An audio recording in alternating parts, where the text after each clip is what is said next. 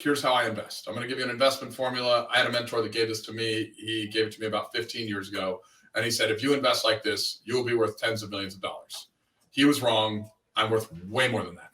One simple rule: find out what the customer wants, go get that thing and give it to the customer. If you want to scale, advertise how well you can solve the customer's problem. And then, your sale is that customer's solution to their problem, and everybody will pay for solutions. But what is a business? It's a solution machine. What's a sale? It's a solution to a problem. Like if you're going to go do something that's never been done before and you're not scared, you're stupid. They're scared too. They're just leaders, so they step up and they don't act scared, and they measure data and they fucking step up and lead anyway, and then people follow them because people follow courage. We are doing everything against human nature these days, and we've even made it popular. We call it politically correct. I believe in radical honesty, because if you tell someone the truth and they get triggered, it's not you that's triggering them. It's the truth that's triggering them. But the only thing that sets people free is truth. Welcome to my conversation with Preston Brown. He is an entrepreneur with over 15 automated successful businesses doing a combined annual revenue of over $185 million, which is quite the achievement. And we're going to talk about how he did it, what those businesses are, and also the mindset that was required by him in order to do this and to go through this growth. Preston is totally one to not care what people think at all. And he's a very straight shooter and says exactly what's on his mind. So this makes for an extremely entertaining podcast, but also one that I think is certainly worth listening to. Enjoy this conversation between me and Preston Brown.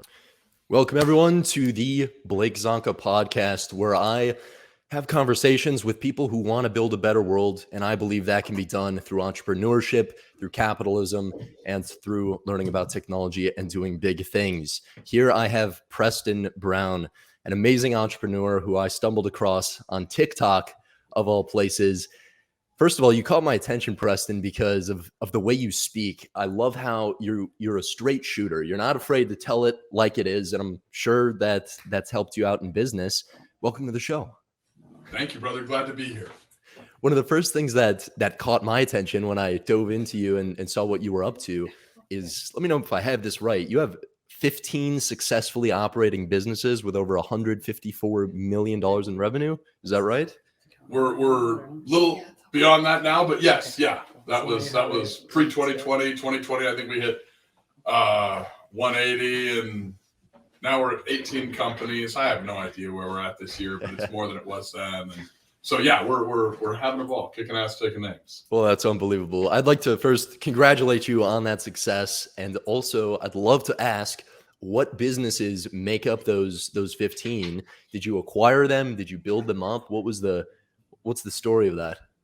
So let's see. I started getting out of the Air Force, and of course, I didn't get out of the Air Force in the right way. You know what they say to anybody that has a felony on their record. Your job opportunities involve the word waiter, and or can I pay you $20 for a lap dance? And let's just say I didn't have the qualifying materials for that job. So, you either go entrepreneur or you go wait tables or go into construction. I mean, that's what you do if you've made a few mistakes, and I've made a few. And so I went the entrepreneur route and eventually started flipping homes. And it turned out, flipping homes, that there's this truth that everybody tells you got to earn money, and it's the biggest lie out there. You have to create money. And if you're going to create money, when you go buy a product, say it's a house, and you buy it for 70, 80, 100 grand, whatever you pick it up for, you put 20, 30 grand in it, then you're selling it at 200, you're selling it at 250, sometimes more. I mean, you could be pulling 20, 30, 50, 80, $100,000 out of thin air because you put something back together the way it was originally intended. You restored something and somebody else saw a higher value than what it cost you to get it from point A to point B. That's wealth creation. And entrepreneurship is the process of wealth creation. It's not earning money. In fact, slavery never stopped existing. It just changed. Okay. It's no longer based on skin color or where you're from. Now it's capitalism. If you have a job and you're making, say $10 an hour, $20 an hour, whatever the low wage is in your market, you're a slave. If you look at slavery, it was bare subsistence. Well, bare subsistence now might have changed. You might need a car to get to work and a shitty apartment for your 3 or 4 kids, but that still bears subsistence. So if you're barely earning the ability to subsist, you're a slave. And you need to find a way to get out of that. And, you know, a lot of the shit that I say triggers people, but you know why people get triggered? Because they're prejudiced. They get triggered because other people are not allowed to have a different viewpoint, and other viewpoints scare them because they're weak. And so if you give somebody the truth and they can sit back and say, hey, you know what, I'm not going to get triggered. I'm going to actually think about what this fucker's saying, whether I like him or not. I'm going to think about what he's saying. Then all of a sudden what starts happening, if you think about it, you either try to prove it wrong or prove it right. A lot of times you're going to find things that are right. It's going to change your life. When you get your emotions out of your way, your life changes, and then off you go. I mean, home flipping was first. God, after that, I had a couple realtors that were great salespeople, and they weren't great at what they did. And I loved disorganized marketplaces, so I got into a brokerage. And then I started keeping property, and I got into a property management company. Then I came across a guy, and he was like, hey, how would you like to sell home warranty insurance policies? I was like, no, thanks. And he was like, well, you can own the business, and it'll cost $6,000, and you're going to make $100,000 a year on it. I was like, what? Well, what's the workload? He's like, oh, dude, your secretary can enter it. You just sell your product instead of somebody else's, and we'll give you a reinsurance process. So I got into the home warranty insurance business, and I found out insurance is amazing for tax purposes, cash flow, low cost of insurance, and you know, you're at a capital gains rate instead of like a regular income tax rate. And you know, if you're doing reinsurance, which is not expensive to get into, then you have new opportunities. And so I was like, okay, that's good. Well, that got me into the title business, and eventually I got it started. I was already a home flipper, so I was in construction, and I made partnerships across the construction industry, some strategic partnerships, some, you know, valued partnerships on just relationship driven purely. And then others we actually invested and we became part of their company, whether it was, you know, a shareholder or a profit share, things like that. And slowly we worked our way in. Eventually I bought a home building company, and now I actually have a travel agency for high net worth individuals. So that's my only business, travel and coaching, that's not in or around real estate. But all the rest are either construction, manufacturing, business to customer, where we're doing brokerage or property management. We have a wholesaling company where these days we don't wholesale much. We pretty much just keep it all and then rent it out. But we also have a hard money lending company, because that was a good one to get into. And so every time somebody sucked at what they did, I would open a business to do that. You know, I put a pool in my backyard, and I wanted a pool because, you know, my kids were growing up, and I thought it'd be fun to watch them swim. And I like hot tubs, right? And dude, getting people to service your pool sucked. So this January, I opened a pool servicing company. Now we have the premier pool servicing company in El Paso, and anybody that wants good service calls my company, and everybody that's tired of getting pissed off by everybody else they do business with calls my company. And so we've grown over 100 accounts that we're servicing with almost no advertising, because we don't suck. I mean, most industries, people are, they don't understand just one simple rule. Find out what the customer wants, go get that thing and give it to the customer. If you want to scale, advertise how well you can solve the customer's problem, and then, you know, your sale is that customer's solution to their problem, and everybody will pay for solutions. Like, there's nobody that's like, oh, I have cancer, I won't go to the doctor, fuck you. Like, nobody does that shit. That's a stupid thing to do. So, like, you know, when you can say, I have the solution to your fucking problem, and then you deliver on it and you prove it, you know how to get a raving fan customer, somebody that like absolutely loves you? Do the shit you said you were going to do. And then thank them for the business. They're like, what do you mean thank you? Like, most people just don't do the shit they say anymore. Like, we live in a world where the biggest problem we have is, oh, I don't feel like I should have any problems. That's a big fucking problem. But what is a business? It's a solution machine. What's a sale? It's a solution to a problem. So most businesses and most employees who are afraid and adverse to problems, they never accomplish shit. At least at the level that they could. And so doing a great job and honoring your customer is number one. Communicating that is number two. And man, you can grow anything. Getting rich is fucking easy. It's a simple model. You know, that's when I started really looking into this. Wait a minute, how did people get wealthy? It's not just I showed up, give me stuff, here I am, pay me. It's in business. If you don't provide value to somebody else, you starve. And then I really started studying people who were able to provide value at scale and realizing how they systematize these things. So I'm curious, when you have all these businesses that seem really synergistic in real estate, I'm assuming you don't have all the top-down knowledge of each one of these things, of lending, of how to put a pool into place. Let's say you find you're doing something in real estate, you find somebody who's incompetent, and you say, "Hey, I want to own a business because I can do it better than them."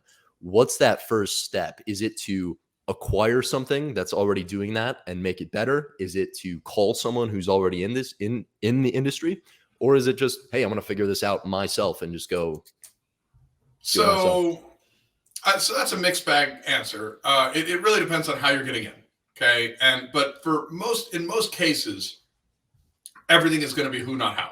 You want to find the right who that can do the job, that can figure it out. Because most people, how do I explain? They identify, like if you go ask people, hey, what are you about? What do you do? They're not going to say, "Oh, I hang out with my kids and I do this and I like vacations." They're going to say, "Oh, I'm a doctor, I'm a lawyer, I'm a fireman. Oh, you know what? I'm a plumber, I'm a baker," whatever. Like they identify with the task they perform. They identify with work. So you want to go find somebody who you have measured the data is the best. And you either want to get that person as a coach or a mentor or a teammate. Like my pool servicing company, I didn't know shit about pools. I knew I liked swimming, and I understood construction and that there was a checklist that you had to follow, and, do it out of order. It's not going to work, right? Because I had other construction companies. So I went and got a pool manufacturer friend of mine who was one of the best pool manufacturers, or probably the best pool manufacturer, bar none, in our town. And he, of course, knew my reputation because of what I was doing in other businesses. And I said, "Hey, dude, how would you like to go 50-50 on this? You provide the knowledge on the business. I'll provide the back end and the structure of the company. And I'll deal with the employees, the staff, the processes, the marketing, and the different flows so that we can increase capacity and grow. You deal with, I don't know what heater we need to install. I don't know what vendor we need to connect with. I don't know which plaster guys are the best plaster guys if we're going to replaster a pool. But you know all that shit because you've been doing it. So you find the who, but you also don't be a stranger to the how. Like, and when I say you don't be a stranger to the how, I like bringing in leaders of companies who are not afraid to do every task in that company. Now, I don't want them doing every task into perpetuity, but I want them to experience every task at least up front. Like every business I've built from the ground up, because on the pool company, I'm more of an investor. It's not my passion. It's a business I own. It's a company I own, but I'm an investor with another guy, and I found a person that was somebody that had already worked for me, that was a great operator, and I put her into running it effectively and invested in her, created an opportunity, and it's growing.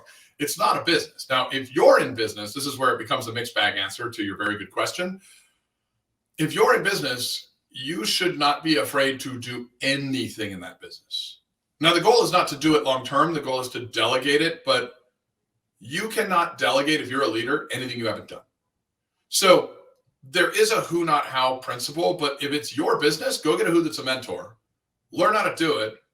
Learn how to do it at least where you can master it cognitively. You don't have to become like a master tile installer if you open a tile business. But if you want to open a tile flooring business and you've never installed tile flooring, go do it for a week.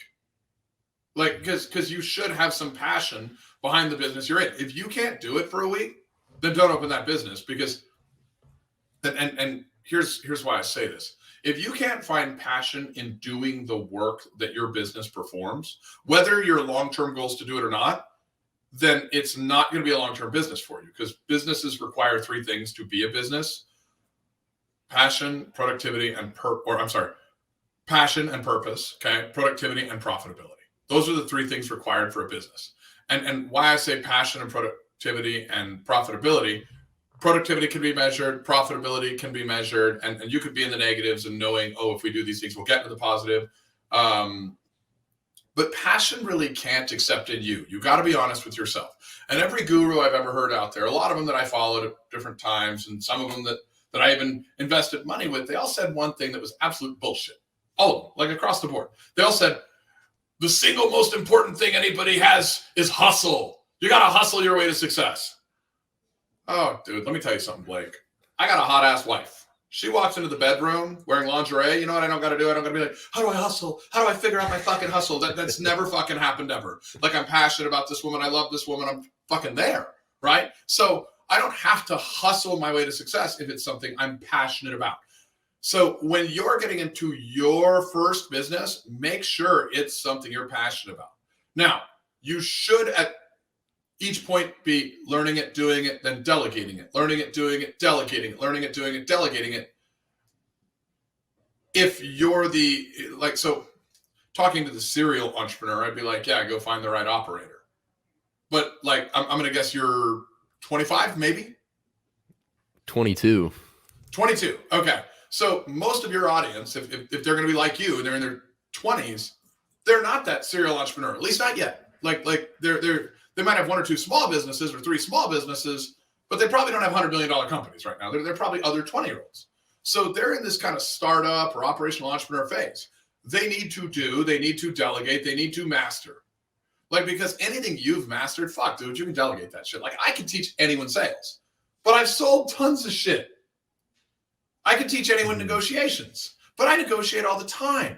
Like, I can't teach what I've never done, and I can't go pretend that I can be successful at something that I have no passion in.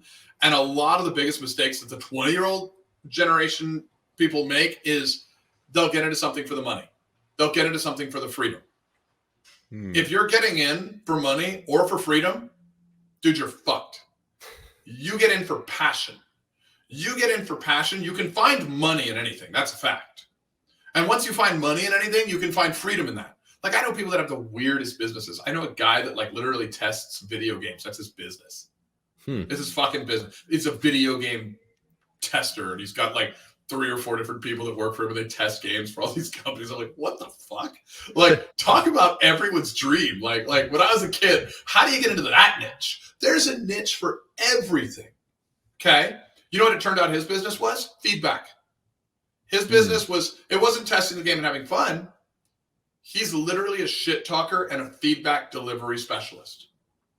He goes in and finds ways to talk shit about the best games on the planet and provide feedback to the producers and the software developers from a gamer's point of view and solves the gamer's problem before the gamer ever sees the fucking game. And talk about a business. He found money in something that should be impossible to fucking find money in, and he found it. And now he's got 3 guys that work for him, and he's traveling the world and partying his ass off, and those guys are playing video games for a living. And dude, money and freedom's everywhere, but you can't get into it for that. You get in for passion. Right. Well, in fact, I understand why someone would pay him. That's actually my business, is we make virtual reality video games right now. Now we're moving into the enterprise, but that's a pain point of us, is how do we know we're not building something that's not fun at all and it's dead on arrival? So you have to test, you have to face that feedback and not be afraid of it, and really asking the question, okay, we're wrong. It's just a matter of to what degree we're wrong, and this could be more fun. And that's something that companies would absolutely pay for. You're right. Mm-hmm. Yeah, which most young people would never think. Oh, I can get paid to fucking play video games. Like, huh? What? You can. You can get paid for anything. When you become the best on earth at anything, and you know what you're probably the best in the earth at, or can be? The thing that you're the most excited about, okay? The thing that you're the most excited about can make you the best in earth, and that can make you rich, wild, free. Then you can delegate, then you can teach others, then you can like grow a business, grow a brand, scale a team, like, become free.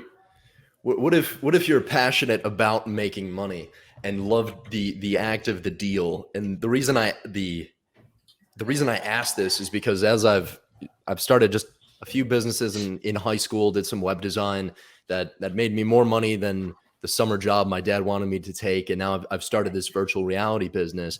But what I've come to realize is that high level thinking is something I'm super passionate about. And it doesn't actually matter to me that much what the specific service or product is. It's dealing at that high level, whether it's looking at a real estate deal or looking at a big business. That's super exciting to me and a lot of other people. So I'm curious, how did you develop that skill set of being able to look at any one of these businesses and understand that high level skill set? So was it? Yeah.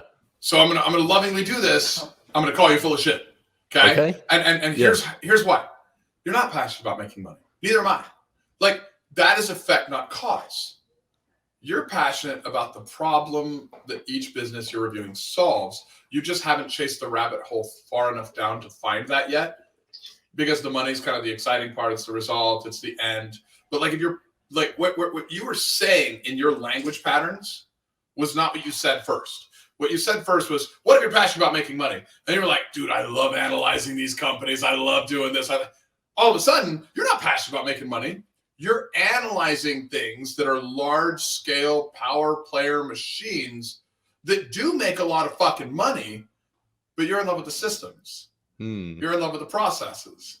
You're in love with the way the problem is solved.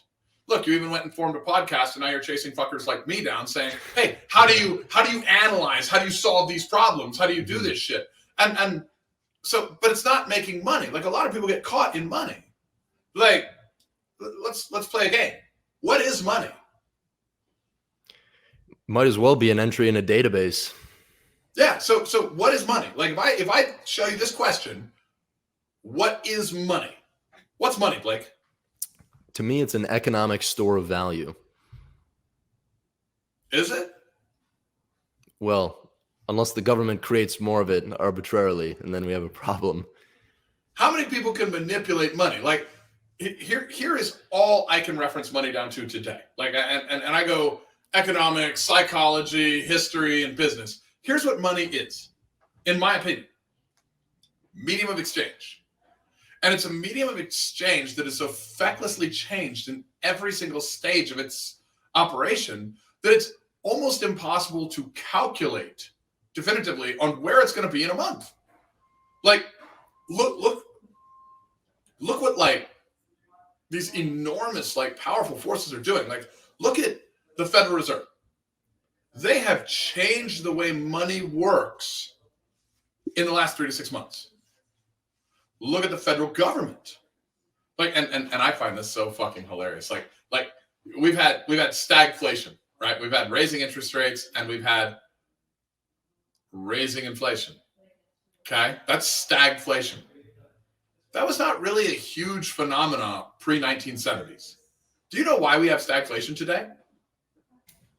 Today specifically, I would guess we've been off the gold standard for a while, and a lot of that inflation is due to, well... Where's that camera? There you go. Money. There's your heart. There's your heart. So yes, we removed the gold standard of money, bro. Like, that happened in the 1970s under Nixon, okay? Now, we changed the gold standard of money, but we didn't change the way the Federal Reserve Bank works.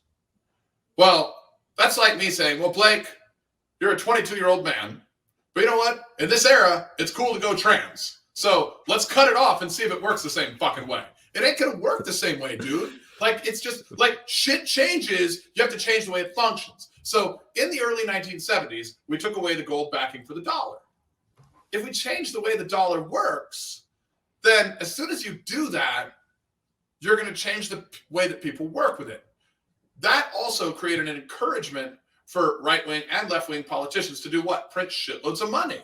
It moved us to a more Keynesian economic model where inflation, especially low levels of inflation, like a 2% inflation, was a good thing, okay? The rich got behind it because they understood owning assets, and they understood inflation benefited assets, and they also support politicians. And so they're like, yeah, sure, inflation, like, you know, it's funny, right? Well, once that happened, like, and history's funny too, because like Nixon, president, got impeached, conservative, scandals, all this, then this crazy, wild, eccentric left-wing guy named Carter gets in and rams through a whole bunch of print and spend policies, and then you get stagflation because, oh wow, does that kind of sound like Trump, got impeached, scandals, left-wing guy Biden, rams through all these policies, stagflation. And so now the Federal Reserve Bank says, we better raise rates to slow down inflation, but they don't, because so much money is pumped into the system.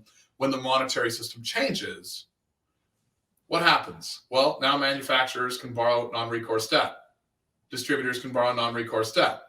Retailers can borrow non-recourse debt, which means you raise the cost of money, Now it's more expensive to produce, distribute, or retail, and it's consumers using credit cards even buy the same products. So anytime you raise rates, you no longer go inflation, raise rates, deflation. Now you go inflation, raise rates, stagflation, stagflation, stagflation, stagflation, break the back of the economy. Oh, fuck, here we are. Then deflation. And, your nice senior citizen mother or grandmother has to starve to death to realize that politicians don't know that, when you change the machine, it changes the way it fucking works. And yet they still try to work it the same way they did before. So what is money? Nobody gets excited about money. They get excited about the shit it does. They get excited about the way you make it. They get excited about all that. So when I called you full of shit, it's not an insult. It's not an attack. Yeah. It's just I'm saying dig deeper, because when you dig deeper, you're going to find so much fucking more than money. Money is literally just a game. It's a measurement in a game that's a fucking joke of a game. We're all playing with monopoly money. In fact, monopoly money may at some point have more value than the US dollar. Wow. That's a bold claim. Where do you see the landscape? Nobody's a Nostradamus here, but what do you think the highest probability path is going forward in terms of the dollar, in terms of the economy? Look, right now the dollar is going to stay strong for a while. Okay. Like for a while, it's going to stay strong because we still have the reserve currency, which means we can do anything we want with monetary policy, printing, borrowing, spending, and we can print enough and borrow enough that we can just send the entire world into a recession, and we can kind of browbeat everybody financially. And anytime you do that, the dollar is going to hedge better than, say, the yen or the yuan or the pound or the euro or anything else. Those are not going to do as well, and that's what's happening today.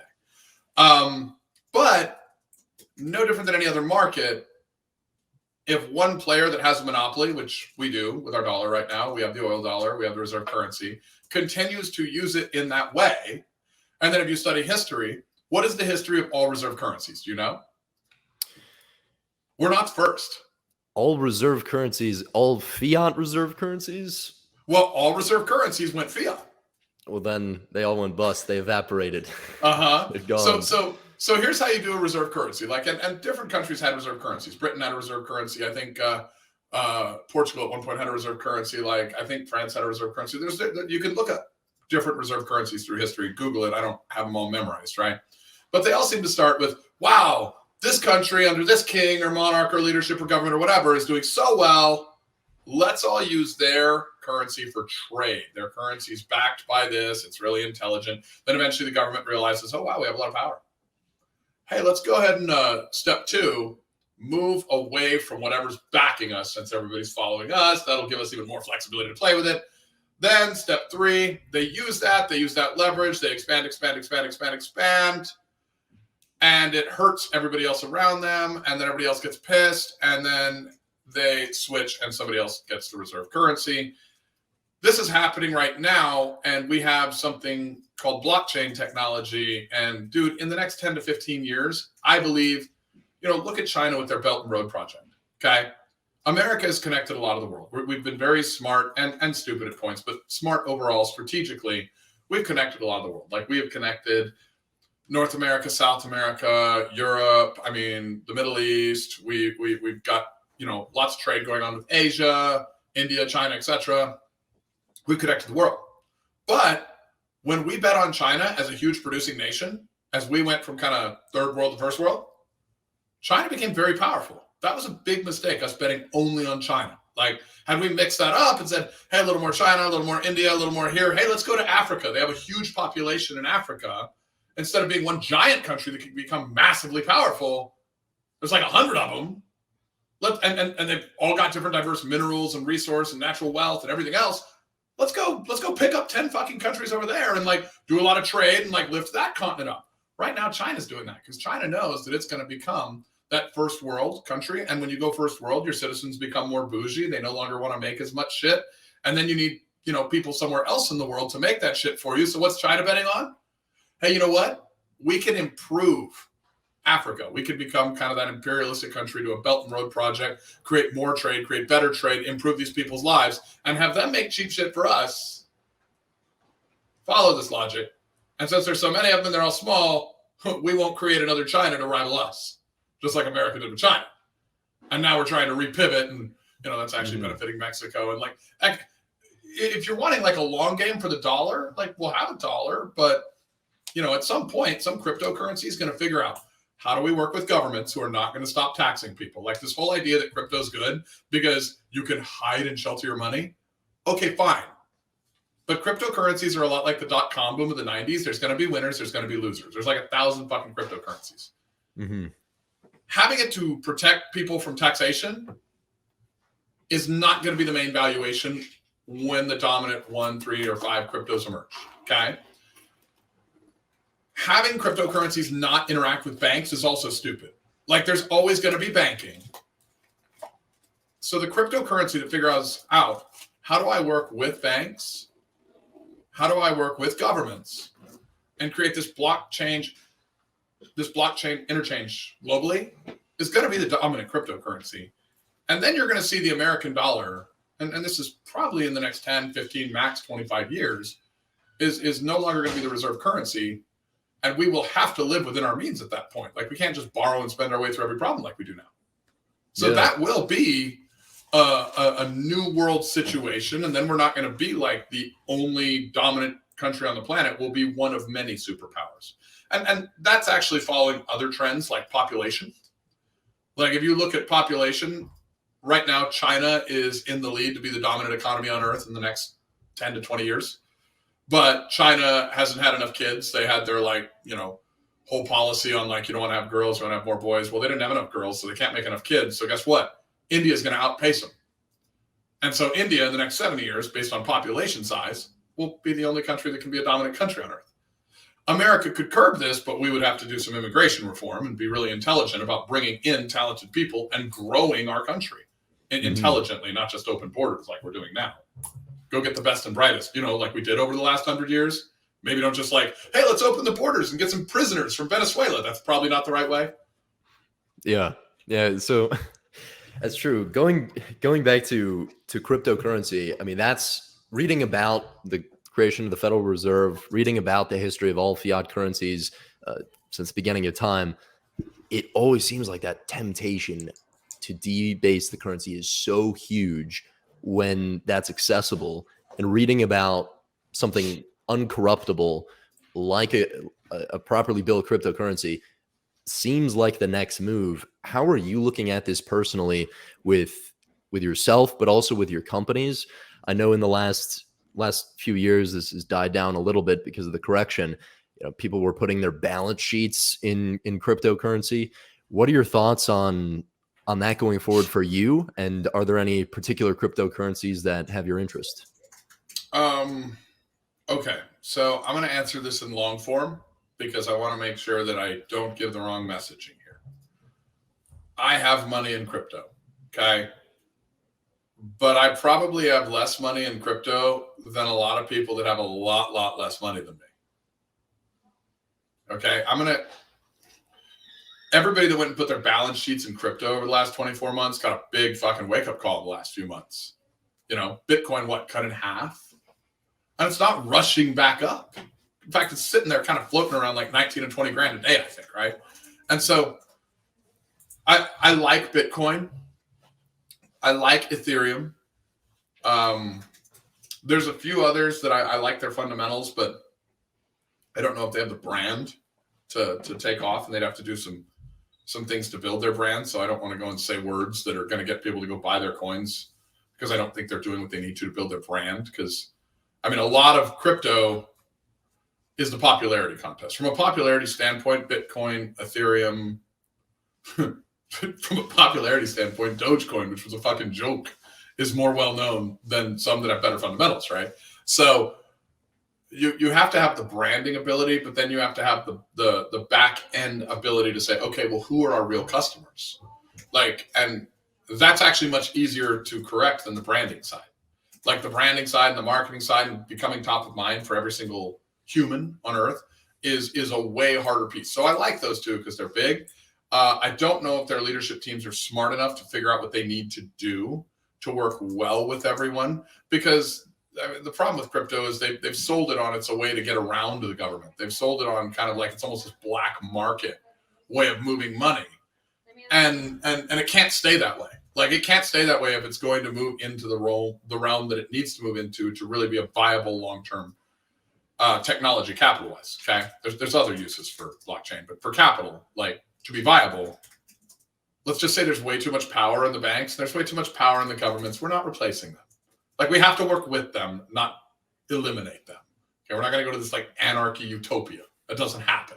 So to go long form answer, here's how I invest. I'm going to give you an investment formula. I had a mentor that gave this to me. He gave it to me about 15 years ago. And he said, if you invest like this, you will be worth tens of millions of dollars. He was wrong. I'm worth way more than that. Okay. So 1, invest in your mindset. Like it's called a mindset because you set it like you set your fucking watch. And if you don't know how to invest in that, like every entrepreneur out there is like, fake it till you make it, which is half true and half bullshit. Okay. The other thing, while you're investing in mindset, really honor language, because the real words for the entrepreneur is probably face it till you make it. The only thing you're faking is you're not scared. Like every real entrepreneur is also scared. Like if you're going to go do something that's never been done before and you're not scared, you're stupid. They're scared too. They're just leaders, so they step up and they don't act scared, and they measure data and they fucking step up and lead anyway, and then people follow them because people follow courage. So the only thing you're faking is you're not scared because you want people to follow you, because it's not a fucking spectator sport. Business is a team sport, right? So fake it till you make it, married to face it till you make it. Invest in your mindset. Get a coach, get an Audible membership, read a book. Like if you're broke, read a book. Go to a seminar. Like go to a Tony Robbins seminar. Go to Grant Cardone's seminar. Shit, you can come to some of my seminars. Like go find somebody you resonate with and go get involved in their stuff. So mindset's 1. And you invest in that until that bucket is filled. Then when you can't fill that bucket anymore, when you can't invest in your mind anymore, whether it's knowledge on how to or knowledge on like why to, etc., the who, the what, the how, the why, etc., then that bucket, your investment flows into the next bucket, which is your business. And your business, when you invest in this, if you need another software, a new employee, or you need to add a marketing program, or hey, you need to buy a vehicle or something like that, and you're like, maybe I should go buy some cryptocurrency. You're an idiot. Don't do that shit. Like invest in your fucking business. That is the wealth generator. The single best inflation hedge on earth is a business. Why? Guess what happens if your costs go up $10? So does your price. Cost goes up $10, your price goes up 11, and people will pay it. That's the inflation hedge there is. That's the best one. Like there's no better investment. So invest in your business. It's your productivity. I mean, if you measure any economy ever, the foundation of that economy, the building blocks, the bricks, is productivity. Your business is your productivity. Focusing on cryptocurrency, that's not productive. That's speculation. So 2, business. 3, real estate. Why? Well, here's just a few of my reasons, and it's made me rich, so I can say that this is true. 1, the forefathers of this country were all in what? Real estate. What did they protect? With tax codes? Real estate. Like, so you get tax benefits, you get cash flow benefits, you get an inflation hedge. Yes, I know. Everybody says, oh, in 2008, they lost money. Okay, but guess what? The epicenter of 2008 was mortgage-backed securities. It's no longer that. Those are very well protected now. Like there's a shitload of scrutiny on that now. So now that there's so much scrutiny, the single best place to invest in this recession that we're in now, that everybody's lying about whether we're in or not, is fucking real estate. The thing you should invest in this recession is the thing that everybody died in the last recession. Last recession, real estate lost its ability to be considered a hard asset due to mortgage-backed security issues. This recession, that is not happening. So if you get a dip in real estate, buy. Because in every fucking market crash, right after that market crash, with the exception of 2008, it's the single and only exception, there has been a real estate boom. Okay? So after real estate, tax hedges, okay? Tax hedges are huge. Oil and gas leasing, they just passed that new bill around solar energy and investment in solar energy and this, that, and the other. There's areas where you can invest in green energy and make a profit doing it. The way the government structures the tax code, dude, it's so good for people. Like, so the government gives checks to poor people. You know what they give to rich people? They say, hey, if you invest $1 million over here, we'll lower your income by $3 million.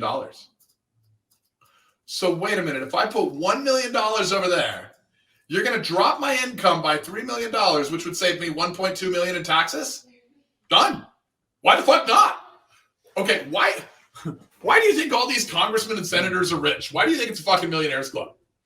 Because they know what to invest in, because they make the fucking rules that they tell to their constituents and donors. Tax hedges, airplanes. You go buy a fucking airplane, you can write off up to $1,050,000 per year of the cost of that airplane. So if you go buy $1,050,000 airplane, you're going to put $210,000 down. You're going to finance the rest. You can lease it out in a leasing agency. The airplane will pay you. You'll make money on it like you do a fucking Airbnb. Only you get, for $200,000 out of your pocket, a $1,050,000 reduction in income, saving yourself $300,000 to $400,000 in taxes. So you got to put 200 up now, and then you don't have to give the government 400. Like, are you following this shit? Like, it's unbelievable. So 4 is tax hedges. You know what 5 is? 5 is other shit. And other shit includes stock, bonds, mutual funds, NFTs. Like, if you want to go spend $1 million on some monkey picture online that's digital, you are probably not very intelligent. And it's worth way less today than it was 1 year ago. You know what? I predicted that on fucking TikTok. Everybody was like, he doesn't know what he's talking about. You know what? All you broke motherfuckers, thanks for the hate. You're stupid. Now, the other shit, like, it's fun. Like, it's all fun stuff. Like, yes, I put money in crypto. Yes, I've invested a little bit in NFTs. I lost money on NFTs. But, like, I didn't invest a lot. It was a few grand, right? Like, it was funny shit. It was fun shit. That's what you do with the overflow. Mm-hmm. Your play money, your overflow. Now, if you invest in those first 4 items intelligently, your overflow can be $10 million a year in less than a decade. That can be your overflow. But I know people who didn't make $10 million a year that lost $10 million in cryptocurrency. And I'm like, how? How'd you lose that much? Why'd you bet everything on something that's not fucking productive? Mm-hmm.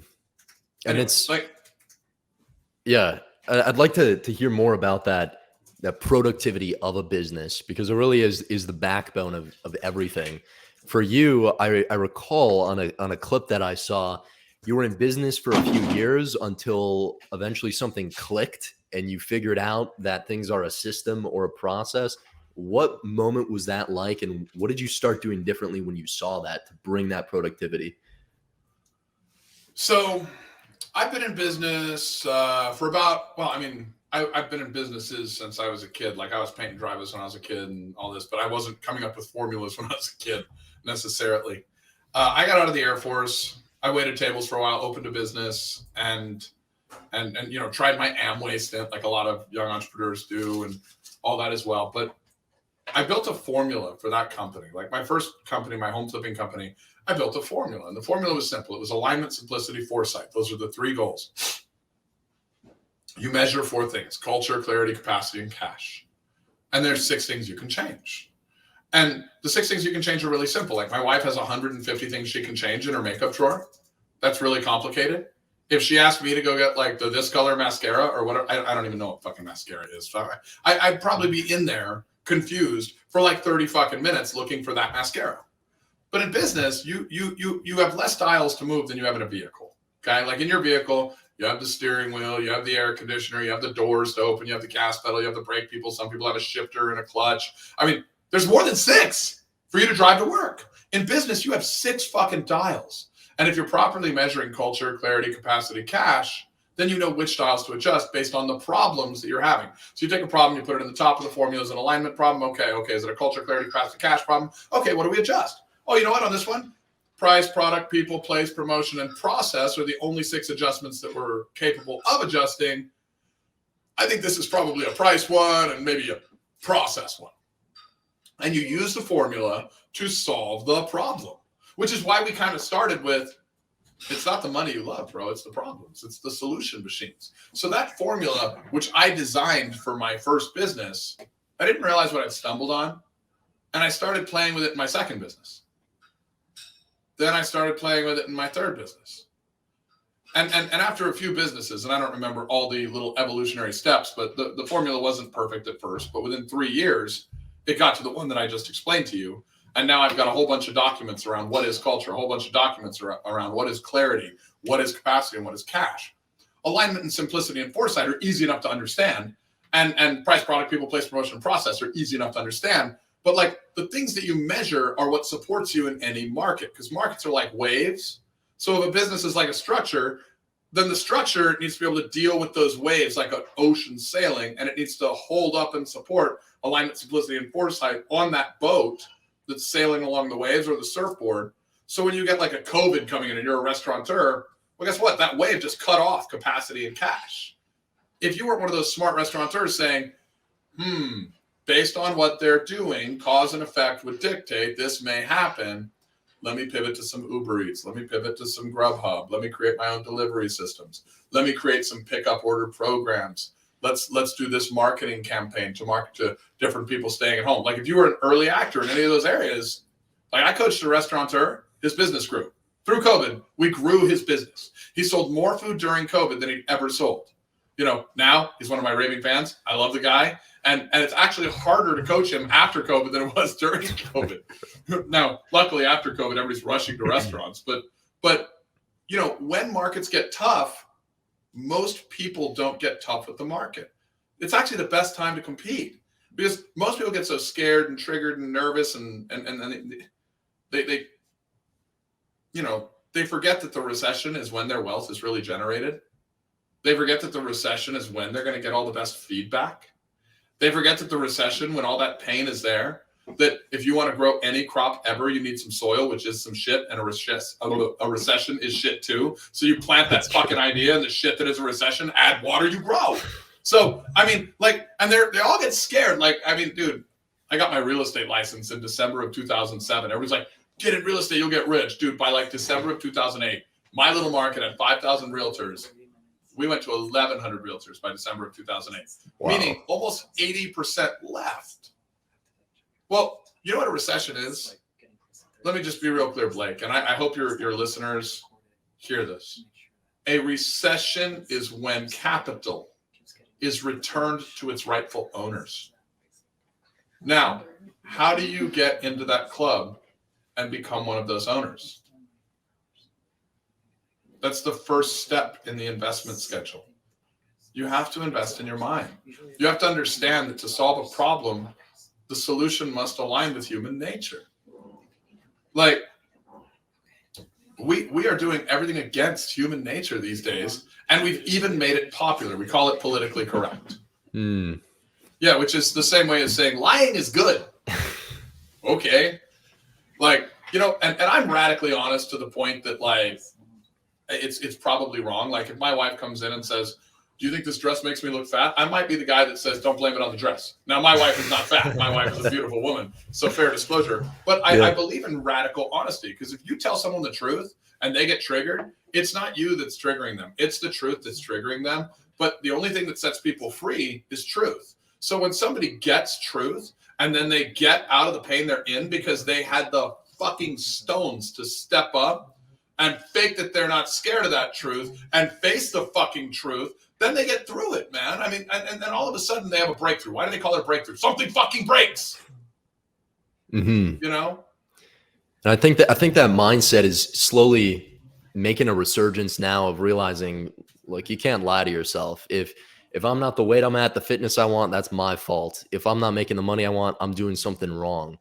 I want to know, you know, with that straight shooter attitude, I would wager that's been an asset to you in business when you can just say things as they are or not be afraid to tiptoe around, whereas somebody might not make that phone call that needs to be made. How do you think that attitude has helped you in business over the years? I mean, it's a mixed bag. It's a mixed bag. But what I've found is it's definitely helped. We've grown like a weed. But you're also going to have some days where somebody's not going to buy from you. Okay. Like I have a sign that sits outside of my model homes at my home building company, and it says, we reserve the right to refuse service to assholes. This is our level of radical honesty. Like if you're that customer that thinks everything must be perfect and everyone is got to be held to the same standards of Jesus Christ himself, then you're probably an idiot, and there's no way I can help you. There's frankly no way anyone can help you. So I'd rather not even try. I'd rather stop there. Well, I remember when I first put that sign out, and my competitor said, oh my God, you're a fool. That's going to drive away so many customers. And it actually did. It drove away the assholes. People would walk in, they'd be like, that's offensive. And we'd be like, hey, you know what? Then this is not a home for you because we're very authentic. And then other people would walk in, they'd be like, that's fucking hilarious, dude. How do you do that? And they're like, look, we're building a new home. We build a beautiful home. We do all this. Our goal is to always make it perfect, but homes are made by human hands and humans are human. We're going to fuck up at some point.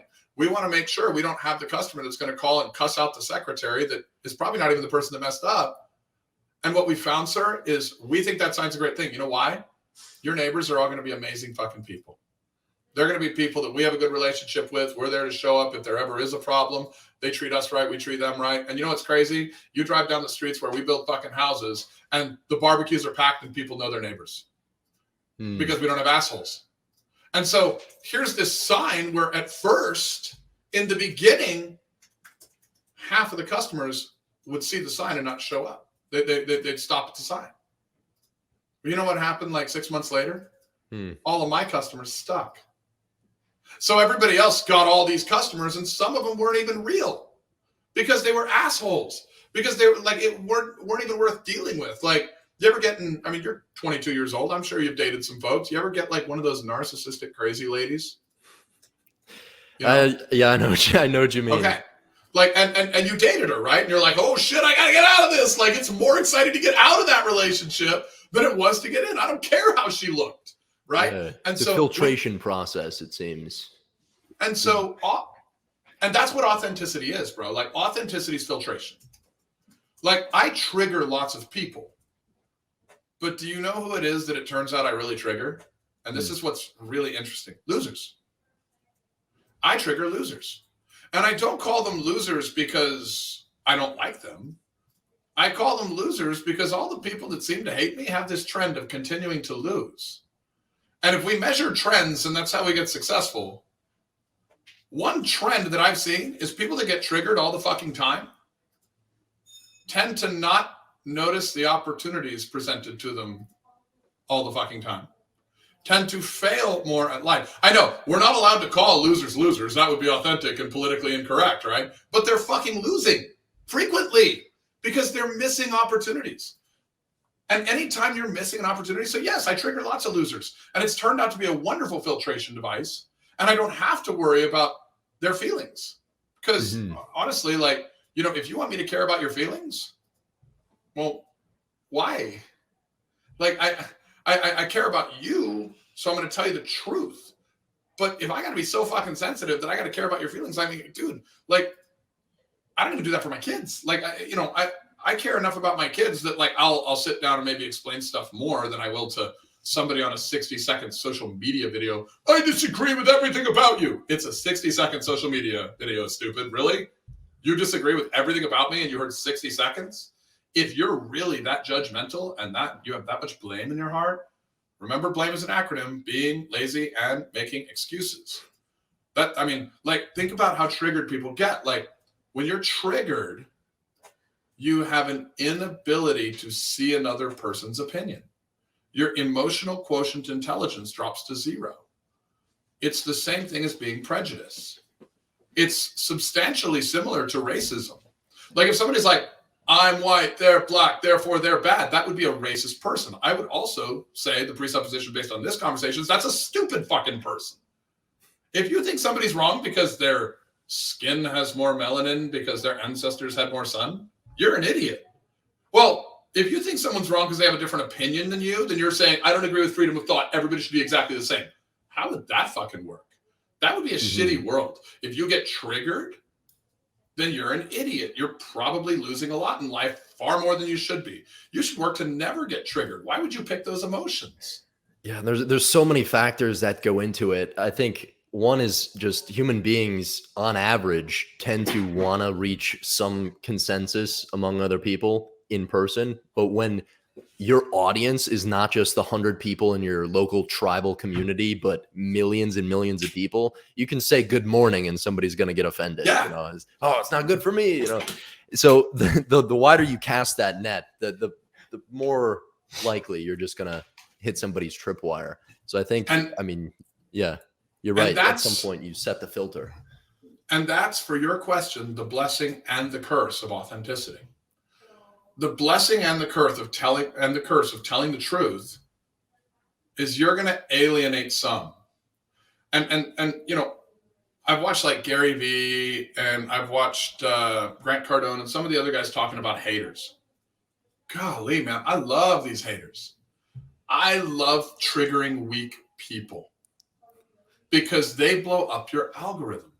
Their shit talk gets you to far more authentic people. And then when authentic people hear the truth, like, dude, when people are not like emotionally closed off, when they are conscious thinkers, those are the ones you want.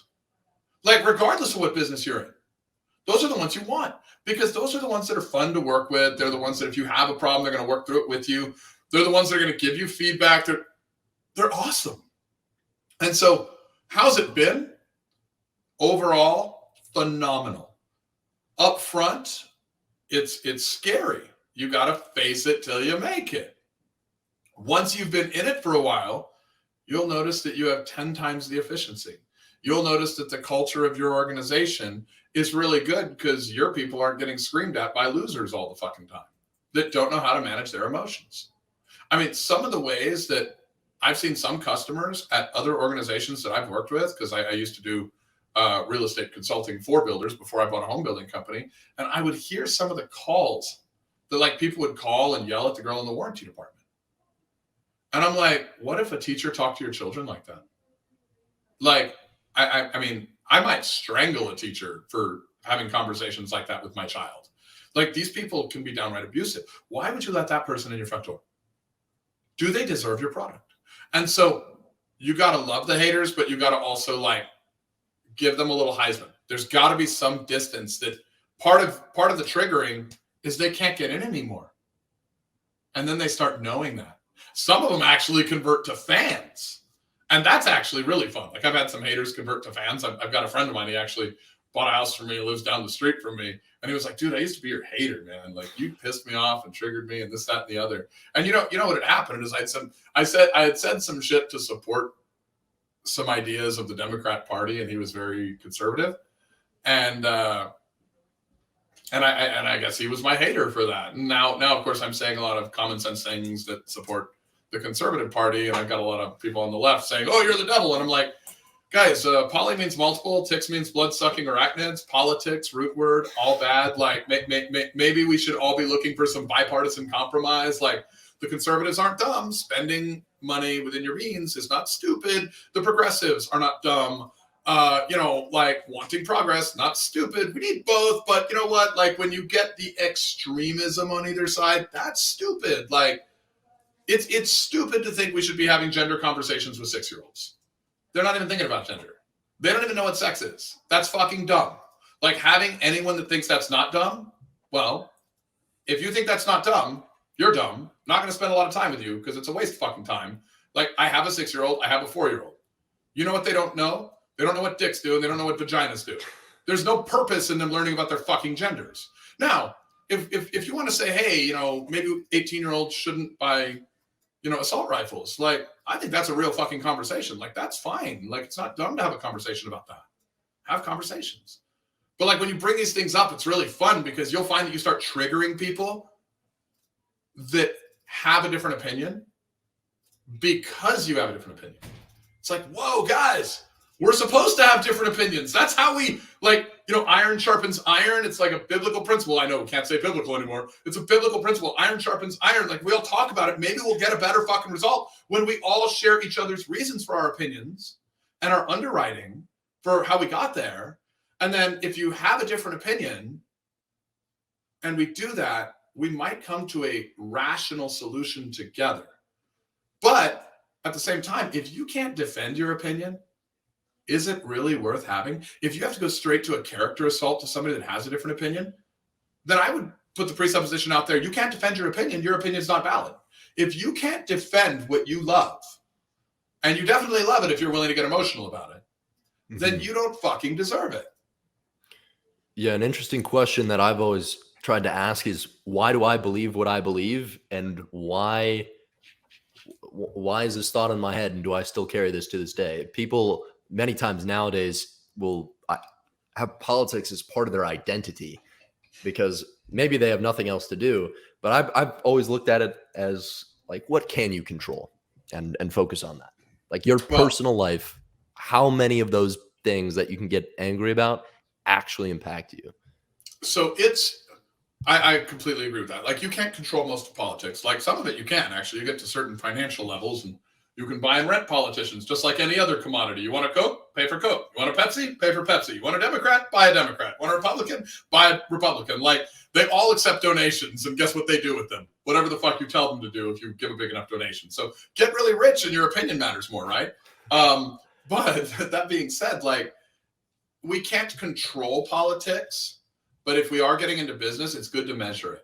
And that's why I enjoy politics. Like I like watching it because like supply and demand are the two major factors in any economic measurement.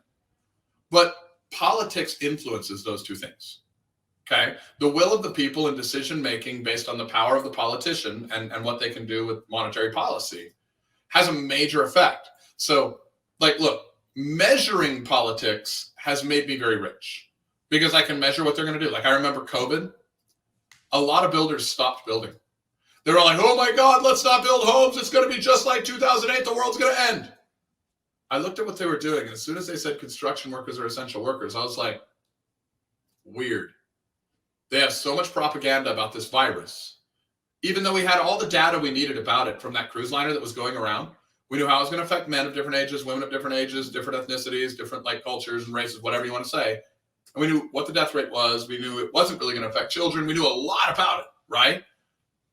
But we shut down everything, and all the news media came up with their own propaganda, not based on data and facts. And we shut down everything. I took blame out, and I said, what are people going to do based on the information they're receiving? Homeowners are not going to list their homes for sale. What's that going to do to inventory supplies and real estate? It's going to diminish it. What are builders doing? They're not starting houses. What's that going to do to inventory supply? Oh, it's going to diminish it. I'm going to start every fucking house I have. Why? Because there's an abundance of labor. There's huge demand. There's still people that have to move. There's all that's still real. And what's the safest house to go into? The one that nobody lives in since none others are available. My brand blew up. I went from a builder in the market to the builder in the market. We're a 4-year-old company. We build more square footage, not more units, but more square footage than anybody else in town. And we have the highest margin. Because we saw what politics was doing. We saw what their cronies in the media were doing. And they all have cronies. Like if you think everybody on Fox is honest, they're cronies of the right. Okay. If you think everybody on MSNBC or CNN or CBS, the left has more cronies, but they're all cronies. Like, I mean, the media is a joke. The reason that people left the media and went to social media to get their news is because the media is full of shit. And people got to realizing that. Now people are seeing, oh, wait, social media companies are starting to be controlled by the government.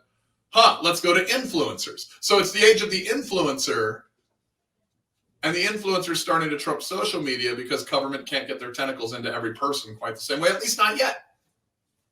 Wow. That's an interesting play that you saw all that coming with the politics, utilize that to your business and levered it up. If you were going to take everything you've learned, all the business successes, the trials, the tribulations, and you can go back in time and talk to your 18-year-old self, your 22-year-old self, what would you tell them? Maybe advice, a recommendation, or a warning? Never get mad, measure everything. Never get mad, measure everything. Never get mad, like never have a negative emotion. Like it's not just mad, like live on purpose, okay? And when I say live on purpose, there's intelligence quotient. You can be the smartest guy in the world, but if you get triggered all the time, you're no longer the smartest guy in the world. You're probably one of the dumbest, okay? If you get angry or depressed or sad or this or that or the other, then you have to ask yourself a question. Would I choose that emotion? And if the answer is no, I wouldn't choose that emotion, and we all get it, but say somebody cuts you off in traffic and pisses you off or something. Okay, be mad for 2 seconds. But if there's 86,400 seconds in a day, why would you let it fuck up more than 2? That's as long as it took. It took 2 seconds for him to be a dick. Spend 2 seconds being mad about it. If you spend all day being mad about what he did in 2 seconds, man, the return on investment he got on his investment was fucking huge. Which also means you're stupid. right? Or at least ignorant. There's only two sources of pain. One is ignorance, one's stupidity. Stupidity is like, well, ignorance is like, I don't know if that's wrong. I don't think that'll hurt me. I'll try it. Ow, it hurts. I learned. Stupidity is like, I've done this before. It hurt like hell last time. Let me do it again. So live on purpose. Don't have emotions beyond what you would choose. Like, I love happiness. Like, if you can't tell, I'm very passionate. I love passion. So here, you want to play a game on emotions? Can I give you an emotional education that I almost never talk about on podcasts? Let's do it. This will be the only podcast of like the hundreds I've done now that has ever gotten this piece of content. So, have you ever been scared, terrified, scared to fucking death? Yeah. Yeah. Did you get tingles down your spine, butterflies in your stomach, feel like running away from something? Mm-hmm. Okay. Now, that's fear.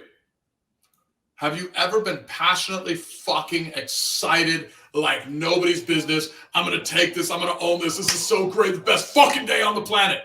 Yeah. Did you get tingles down your spine, butterflies in your stomach, felt like running towards? Totally. It's the same fucking emotion. The only difference is the frame of mind, the mindset, the number one thing you invest in that got you there. I love passion. If I'm going to beat something into shape and forge it, like Michelangelo, it's no different of an energy than beating something to death.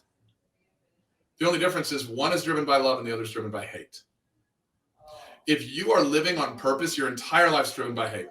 Or if you're living on purpose, your entire life's driven by love. If you're not living on purpose, you're living in a triggered state, your life is driven by hate. So don't get angry, don't get sad, don't get even, don't get any of that shit. Like, trust me, the universe will get you even a lot of times if somebody wrongs you. Like, that'll happen on its own. You won't even have to try. It's amazing how it happens, okay? But don't get emotional unless it's a good emotion. Like, you should express as many good emotions as you can. Like, I try to be passionate everywhere. Why? I like passion. It's fucking awesome. I try to tell jokes because they're funny. I tell stories. They're exciting. Like, I mean, if it's a good emotion, let it all out because nobody's going to be like, oh, he's a dick. I hate him for being so happy. And if they are there, God, feel bad for them. And then the other thing, measure everything. Measure everything. Everybody believes in this idea of management. It's a lie. You can't manage anything you don't measure. The presupposition of, oh, I'm hiring that person as a management because they're the best. Really? Are they? Are they better than anyone else? No, they're not fucking better than anyone else. Okay? If they're a great manager, it is because they measure more. They know the root causes of cause and effect as to why this is happening.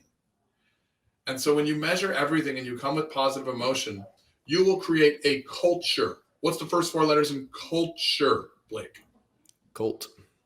You will create a cult, which is a group identity around solving a problem. You'll create an amazing fucking company. You'll create lots of revenue. That's what I would tell 18-year-old me, because I did spend a lot of years getting pissed. And, normally our greatest strength is our greatest weakness. And I haven't always been like emotionally secure. Like, nobody is born that way. Like, you learn it. But that's what I tell myself, bro. I love it. Live on purpose. I think that's a great way. I think that's a great way to end this, Preston. It's been amazing having you on. Where can people find you? I'm easy to find, man. I'm all over social media. It's the Preston Brown. And if you just want good content, follow me there. If I trigger you, please, even more of you follow me because you need it. It'll help you get through that triggering. I'll trigger you hard enough that eventually we'll have a breakthrough and we'll trigger you to the point that you can't get triggered anymore. And then all of a sudden you'll start having a more productive life. And so the Preston Brown across any of the social medias for anyone that wants just, the documents that I give, the formulas that I give, like I'm going to send them all to you. That way you have them. You can give them out to people. You can use them for your business. And then anyone that messages us on social media, like message us, send your email, and I will have my team send you all those documents. You can use them. If you want coaching, guys, I got a $299 a month deal. You get to coach with me weekly. You get to coach with my original mentor, Dean Innes. He comes like either him, me, or a guy named Chuck Hogan. We coach. We rotate every 3 weeks. And we follow the documents, the same shit we will give you. We will give you these documents. They're free. Like if you want to go work out, you can walk outside, you could pick up rocks, you could fucking go for a run. The gym is free. You know what? You want a personal trainer, somebody behind you saying, run, here's to do your form, do this, do that. That costs money, but it's not a lot. It's fucking like $299 a month. You want to try it just because you were watching this show? I'll give you your first month for $29. You can come on, try it out. And what happens in your business in month 1 will be worth $1 million to you. Excellent. That's a great way to end. Go follow Preston and make it great today, everyone. Take care.